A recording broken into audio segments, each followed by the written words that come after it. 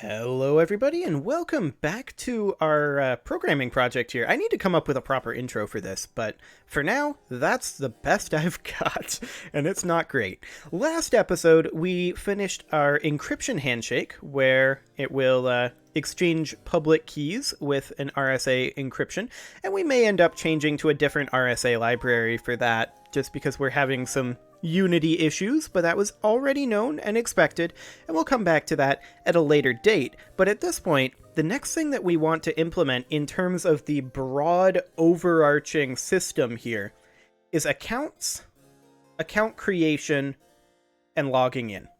That's a big thing that we want right now. So, to do that, we're going to have to implement a little bit of database work. So, first things first, we are going to want to create a new item, and we are going to call this the Database Manager. Excellent. Now, we're going to need to use system.data.sqlite, which, of course, and in fact, I need to spell this correctly, SQLite, there we go, which of course doesn't exist. Now, I believe I got this if I had just a NuGet package. So let's go to the NuGet package manager and manage NuGet packages. And we are going to go to browse, SQLite, and yeah, right here. So we're going to install this to the channel MMO server, and there we go. So it'll just download that real quick. Yep, that is fine. Go for it. Excellent. And I'm not sure what this actually implements in terms of the namespace, because I didn't do it this way previously. I manually imported some of the things. So rather than this, we'll just get rid of this and see if it can figure it out. So in the database manager, we're going to make this, and we may as well make this a static class, I think. We're not going to need any more than one instance of it ever, and I think it's fine to make it just be a singleton type thing.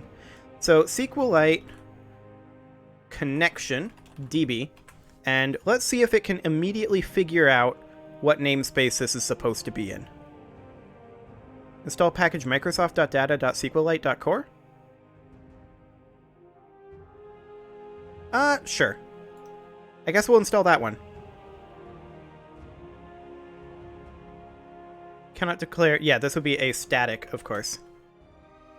And we would make this be private static, because that's how I'm doing this. Okay, so in theory, that should work. I'm hopeful that all of the commands are going to be the same as the actual SQLite implementation that I was using. If not, we can troubleshoot that. But I do want to make sure that we remove that other SQLite if we're not going to be using it. So we'll uninstall that if we're going to be using this SQLite implementation. In theory, it should be the same API, I believe. So we're also going to need a private static SQLite command. And it looks like the capitalization is a little bit different, but in theory, this should work the same way. So we're going to need access to those things, and that's fine. So we're going to create a constructor here, and I'm just going to do a region constructor and region. There we go, just to make sure that this is clarified a little bit. Public database manager. And all we're going to do here is we're going to create ourselves a new database. Now, I don't believe this will actually create a new one if one doesn't exist, unless there's an overload for that. So let's check. So db equals new SQLite connection. And then we want this to be a literal string. So at URI equals file, colon. And we are going to call this... I mean, I did call this an MMO server. It's not strictly speaking an MMO, but yeah, we'll go ahead and call this MMO server db.db. So is there an overload for this?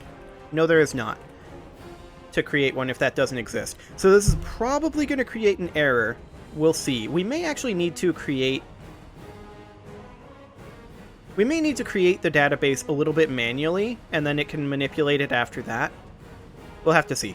So db.open, because we want to open the actual database there. And then we need to say our cmd equals new SQLite command db. So the SQLite connection returns the SQLite connection, and this does not appear to actually have that overload. This is definitely a different library. String command text, SQLite connection. Okay. We can work with this. So this overload is the one that we want. So we want it to be select SQLite underscore version, like that. And then we're just going to put db as our connection. And that actually cleans this up a little bit because that was our previous line there. So we need to then say string version equals cmd.execute scalar is the one that we want. .toString. Excellent. And then we are just going to debug this out in system.diagnostics.debug.writeLine, and this is going to output like so. So we want that, and then database opened. SQLite, if this can be typed apparently, I'm bad at typing, version, and then simply version. Okay. So what's wrong with this constructor? Static classes cannot have instance constructors. Well, of course. So we're not going to actually want this to be a constructor then. So we're going to want this to be initialization. So we'll just call this public static void init db. Okay, there we go. And that's just because I'm changing this to a static class from my previous implementation. Okay, so that is our primary initialization there. And then we need a couple of methods here. So our first thing that we're going to want to do is we're going to want to make a new region here. So this is going to be region, and we're going to call this data end region. Okay. Inside of this region, we are going to have a couple of things. So the first thing that we're going to have is we're going to have a very generic get data. So we're going to do public string get data. It returns it as a string, of course. And what all is that going to do? Well, it's going to go into the database and get the requested data, obviously. Pretty straightforward stuff. So what parameters are we going to need here? Well, we're going to need to know what table it's on. So string on table. We're going to need to know what data we're looking for. So we're going to say string get field. And we're going to need to know where we're wanting to look. So string where field. And these names might sound a little bit unusual right now, but they'll make sense in a moment. And then string equals value. Okay, so there we go. So all we're going to need to do is return nothing. Not two commas, or not two colons rather, two quotation marks. There we go. Words are very difficult. Okay, so this is what we've got here, and we're simply returning nothing right now. So we're going to say cmd.commandText equals string.format, and this is going to be select anything from on table where get field, or rather where field equals, and that's a single quote there, where field equals value. So that's pretty much our bread and butter command there. So select asterisk from on table where field equals value. Okay, so obviously we're not using get field here, but that's okay, because we're going to do a try block here. So try catch exception E. If we run into an error here, it will jump into this, and then all we want it to do is write that to the console. System.diagnostics.debug.writeLine. Technically it's not writing to the console, it's writing to the debug output. .writeLine e.message. Okay, so if we run into a database error, this is all we need to do, is just tell me about it. However, in here, we need to actually do something, and we've actually missed a variable up here. Private static SQLite data reader, and we'll call this R. And then in the initdb, we're going to need to say R equals...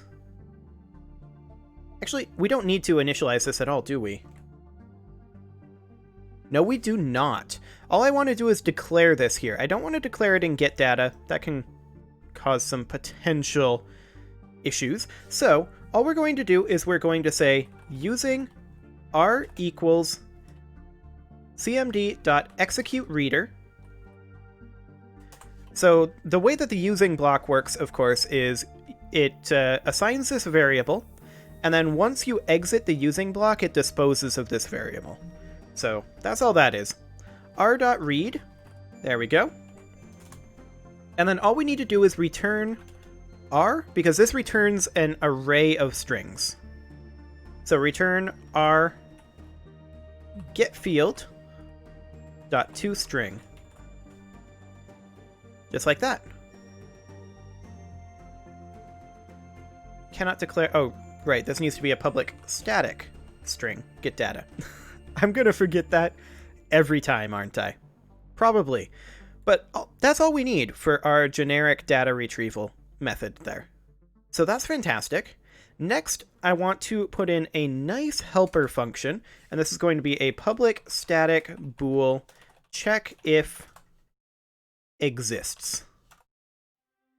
And we're going to use largely the same variable names, string on table, where field, this needs to be a string of course, and I want a space there, where field string equals value. There we go. Excellent. So pretty much all we need to do here is cmd.commandText equals string.format select exists select one from, and this is going to be on table, where this is going to be where field equals, and this would of course be, if I can find the curly brace, 2. Excellent. And of course it's going to be on table where field equals value. Okay, so all this does is select exists select one from on table where field equals value. Now I think I missed a closing parenthesis here. Yes, I did. There we go. Closing parenthesis. Fantastic. Because of course the compiler is not going to catch errors in these SQL commands, so that's fine. So we're going to want to return true, just as our default, but up here we're going to want to put in another try block, and then we'll put in, we're actually going to literally copy and paste this catch block, like that. Excellent. And then all we need to do is say if, cast this over to a long, cmd.executeScalar, because this will output as a long, equals, casting a 0 to a long as well. So if this outputs a 0 in long, then we are going to return false. Otherwise, we'll return true. So now we have a method that will tell us if a particular piece of data exists. So that is a very, very handy piece of information to have. And that's pretty much the bare bones of our database. That's pretty much all we need there. So, we are going to need to actually have a database. And I will open that up in just a moment. I'm going to go into the server here. We're going to need to actually initialize this here. Database manager, database manager. This is static though, so we no longer need this. That can go away. And in the initialization, we just need to say, instead of doing this, we need to say database manager .initdb. Like that. That should be all we need to do there. And now the question is, do we run into an error here, or does it make the database for us? I believe it should make the database for us, but it will be an empty database. So let's see.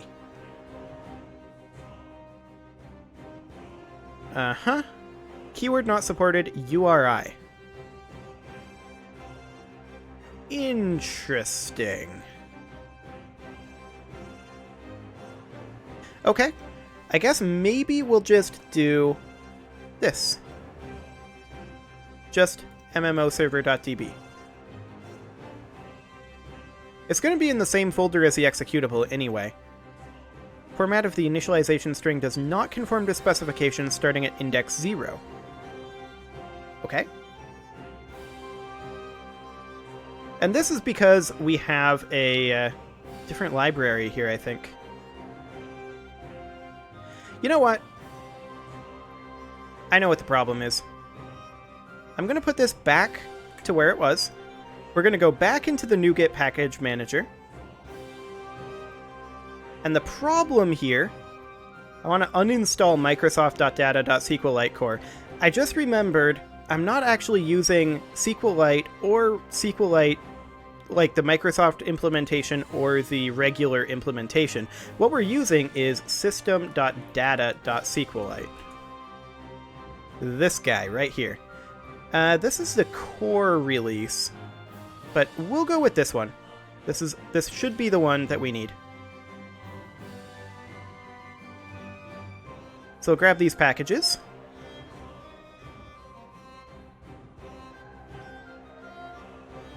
There we go, that took a little while. Now it's going again. That's a lot of packages that it's getting. I guess it's restoring packages.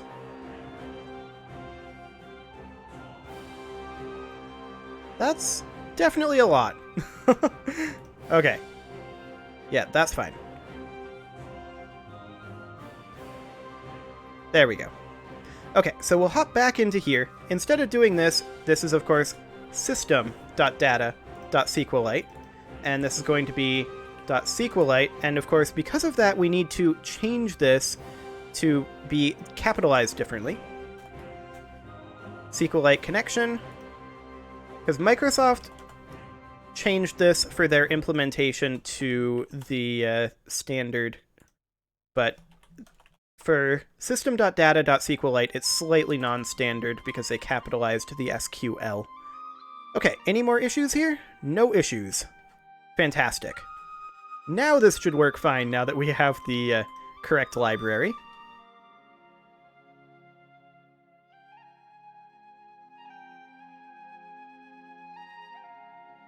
Okay. So it did not output that it has successfully opened the database here. It did not output this. So I'm wondering, did this not get called? Database manager.initdb, that should be fine.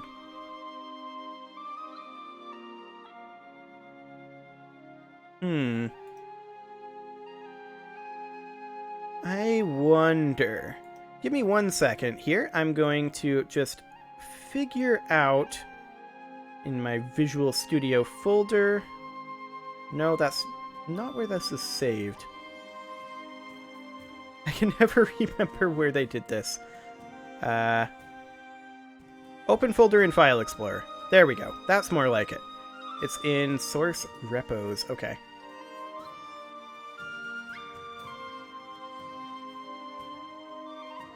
Okay, so netcore app, yep. MMO server DB. Okay, so the file was created. It is an empty database, but the file was created. So the question is, why did it not output this line?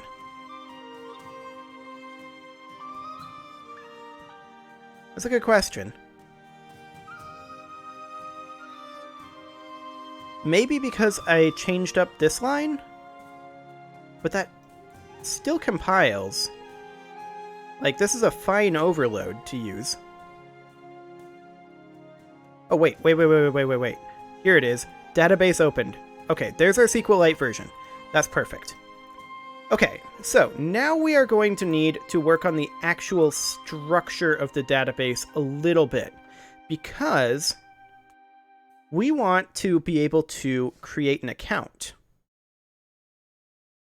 So we will minimize this. We are done with our data and initialization sections, and we will call this a new region. This is going to be account manipulation and region. We can have a space in region names. It's fine. Okay, so all we're going to need here is a couple of things. We need essentially to be able to create an account and get an account ID. We don't necessarily need to be able to remove accounts right now, so we will come back to removing accounts at a later date. So the first thing that we're going to want to do is we're going to want to do public void create account, and we're going to need a string account name, string email. We're going to need an int notifications. That's just something that we're going to store for whether the player would want to be notified of things via email. And we're going to need a string salt, which we are apparently capitalizing. I'm just going to do that with a lowercase. There we go. We're going to need a hashed password because we are not going to be storing passwords directly. And then we need string from IP. Okay. Excellent. So, there are a couple of things that we're going to need here. We are going to need to do a command text, and this is going to be a relatively lengthy command. So, cmd.command text equals, this is going to be insert, I'm just going to turn on caps lock here, insert with an N, wow, typing is hard, into accounts. We're going to do account name, email, notifications, that is not how you spell that, notifications, there we go, salt, hashed password, last login, and last IP. And then this is going to be down here. I don't like how Visual Studio does that. Well, I suppose it does that because there would potentially be a new line, right? Okay. So we want this to be a closing parenthesis plus space. And then down here, and I'm only doing it like this for space purposes. This will just be, I guess, concatenated together in an awkward fashion. But this will make it more readable. So I guess that's worth it. So we're inserting into accounts with these locations, and we're going to put in these values. We're just going to put a closing parenthesis there, and this is going to be simply at account name, actually lowercase n, at account name, it's all lowercase here, at email, at notifications, at salt, at hashed password, Actually, that should be lowercase as well. There we go. At last login, and at last IP. Okay, now we're going to need to actually put in these parameters. So cmd.parameters.addWithValue, and we are going to put in at account name. This should be in a string. So in quotes, at account name, and we're going to put in account name. If I can spell it correctly. And we're just going to have to do that for all of these. And just to save a little bit of time, I'm just going to copy and paste this like so. And this will, of course, be lowercase, as will this and this. Okay, so there's all of our parameters. Fantastic. And then all we need to do is cmd.prepare. We'll call that. And then we'll just do a quick try and a quick catch block. And in the catch, of course, this is going to be exactly the same thing. Exception E. And then all we do is system.diagnostics.debug.writeline e.message. Okay, in the try block, this is just one line. cmd.execute non-query. We're not looking for any return value here. And this, of course, should be a static void. There we go. Excellent. So there's our account creation on the database side complete. There is one more thing that I want to be able to do with the database. I want to be able to return... I want to create a quick method just for grabbing the account ID, which, of course, is something that the player doesn't ever interact with. This is something that is automatically assigned to every account and is unique to each account. So we'll just do a public int get account ID. And this is going to be taking in an account name. There we go. And then cmd.commandText equals string.format. Select one from accounts where account name equals, and then single quotes here, and this should not actually have spaces in SQL, so where account name equals this, and then we're going to fill in account name. Excellent. And then we're going to say using r equals cmd.executeScalar. Excellent. And then in curly braces here, we accidentally deleted one. There we go. Fix that. What's wrong here?